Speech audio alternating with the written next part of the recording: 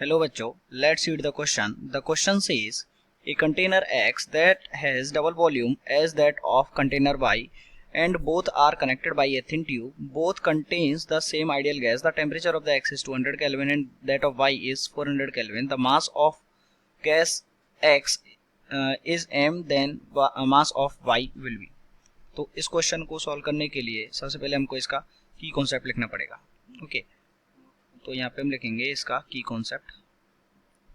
And इस question का जो की कॉन्सेप्ट है वो है ideal gas equation. Ideal gas equation ये इसका की कॉन्सेप्ट है. एंड वी नो दैट कि जो आइडियल गैस इक्वेशन है वो कितना होता है, PV equals to NRT. Okay, PV equals to NRT. हमको क्वेश्चन बोला गया है कि जो दोनों को एक both are connected by a thin tube. जब दो हम कंटेनर है, मान लीजिए एक हमारा कंटेनर हो गया ये एक्स, ओके, और दूसरा हमारा कंटेनर हो गया वाई.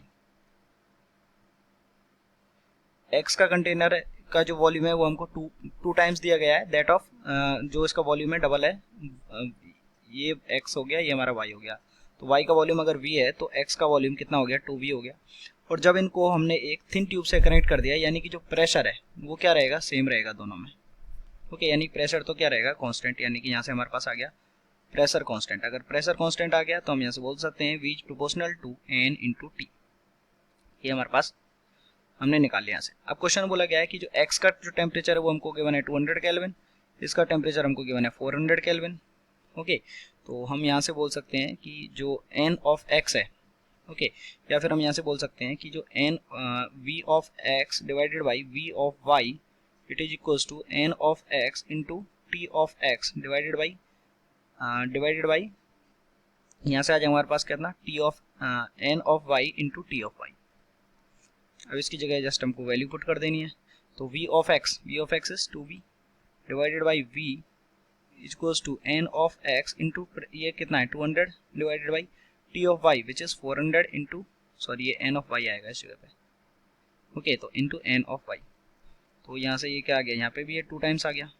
ओके, सॉरी नीचे 2 टाइम्स आ गया, तो ये v से v कैंसिल. तो यहाँ से हमारे पास एक इक्वेशन आ गया कि n of x upon n of y ये कितना आ गया, 4:1 आ गया. ये हमको x और y के मोल्स पता चल गए कि n के मोल इतने हैं और y के मोल इतने हैं.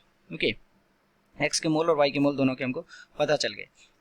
अब क्वेश्चन बोला गया है कि जो इन दोनों कंटेनर में जो गैस है वो क्या है, सेम है. अगर सेम गैस है तो उसका मॉलिक्यूलर वेट भी सेम रहेगा. मॉलिक्यूलर वेट भी सेम रहेगा अगर गैस सेम है. तो वी नो दैट कि जो नंबर ऑफ मोल्स हैं, वी नो दैट कि जो मोल्स होते हैं वो क्या होते हैं, weight divided by molecular weight.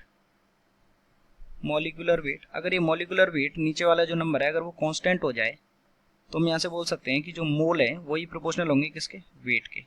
तो हम यहाँ से बोल सकते हैं कि जो एन एक्स है उसकी जगह हम क्या लिख देंगे, एम एक्स लिख देंगे, और एन वाई की जगह हम क्या लिख देंगे, एम वाई लिख देंगे. और वो कितना आ गया, 4:1. एम एक्स का जो वेट है, तो यहाँ से जो एम ऑफ वाई है वो कितना आ जाएगा, एम एक्स बाई 4. और एम एक्स का वेट हमको क्वेश्चन में कितना गिवन है, x ग्राम. तो ये आ गया x अपॉन 4, यानी कि x upon 4 is our answer. तो आप देख सकते हैं x अपॉन 4, यानी option number C is correct. Hope you understood it well. Best of luck.